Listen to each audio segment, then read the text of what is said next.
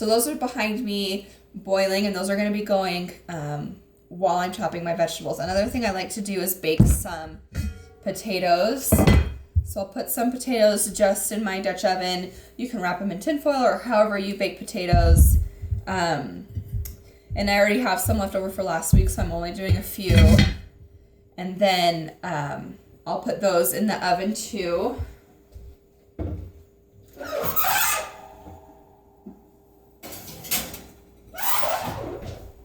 And those cook while I'm prepping. So typically when I'm done prepping, those will be just about done. And I like doing baked potatoes because they're a quick lunch. Just throw some toppings on them. You can have a baked potato for lunch. Chop them up and put them in soups. I like to fry them. Like just chop them up and fry them for hash browns. You can put them in omelets. They're just really versatile, and it's just nice to have them cooked. And you can do so many things with them. Another potato I like to do is sweet potatoes. And my daughter, she's 1, she loves sweet potatoes, and so I'll just chop them up and steam them. And I already did this, and so this is a run over from last week. But they're already steamed and cooked in here. So I can just dish some up for her and warm them up for lunch, same with my son. Or I can put them in the oven and just broil them to make them kind of crispy for like a side dish and add some seasoning. So those potatoes are all done. And then, so I'll just keep doing all of my vegetables. And I kind of just do like a half chop, like with these celery. I don't dice them up or anything because sometimes we like to dip them in hummus, or I try to force my son to eat them, and who am I kidding? Like force myself to eat them plain. I love celery cooked in things, but just like eating them plain is so hard for me. And then I also keep a pile for veggie scraps to make vegetable broth. I'm not putting my broccoli scraps in them because broccoli will kind of make your broth taste bitter. But celery scraps are great in vegetable broth because we're trying to eliminate waste and be more sustainable and like get the best bang for our buck. So I have a pile of my scraps that I'm going to use to make vegetable broth. So I just kind of chop these, and then I'll just chop them in half so they fit in my container.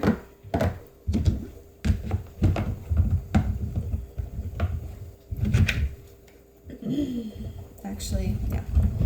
And so celery and carrots, you're going to want to store them in water. So I'm going to fill this up.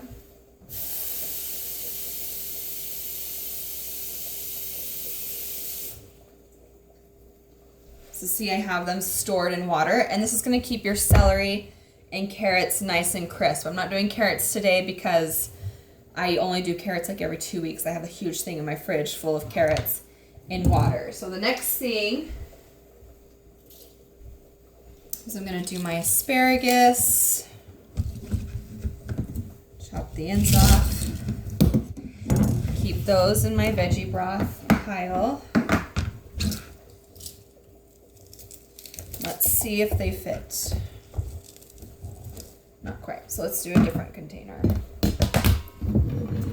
So we'll put these in this glass. As you can see with like the asparagus and the celery, I'm not dicing them. I'm just leaving them more whole so that as I'm going throughout the week, I can dice them for how I need.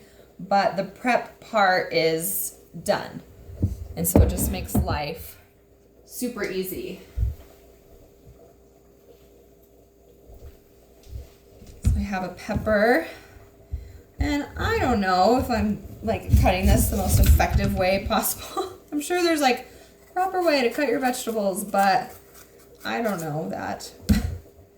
And so this makes your vegetable broth really tasty. And then since I know like specifically what I'm doing with my pepper, I'm going to chop them into little smaller pieces. I like to leave some of them bigger so that we can dip it in our hummus. But again, just a rough chop and put it in your container.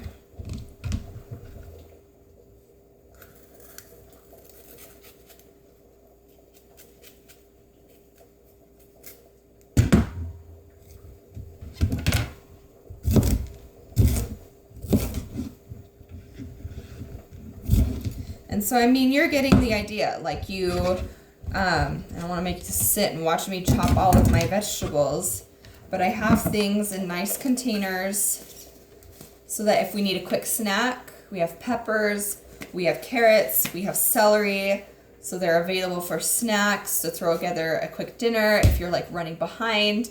Like things are already done, and so you don't have as much stress and you're more likely to eat healthy because you took, an hour during your week to do this. So this green onion I'm going to chop small because I know I'm just going to put this in a soup and then I'll put that in a container.